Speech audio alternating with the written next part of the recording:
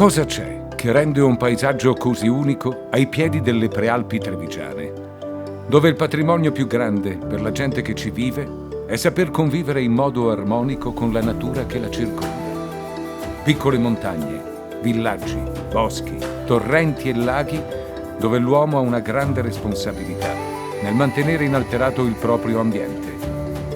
È l'impegno di oggi e di domani.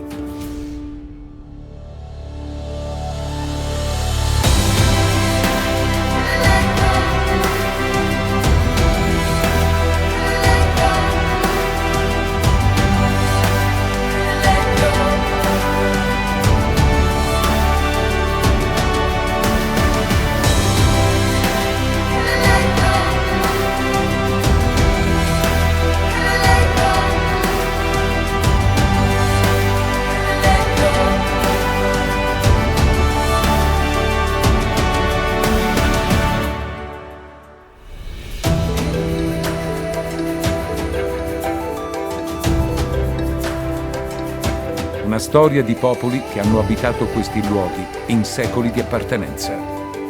Tradizioni conservate da una comunità che ha sempre creduto nel legame con la propria terra. Questo è un paesaggio culturale. Queste sono le colline di Conegliano Valdobbiadene.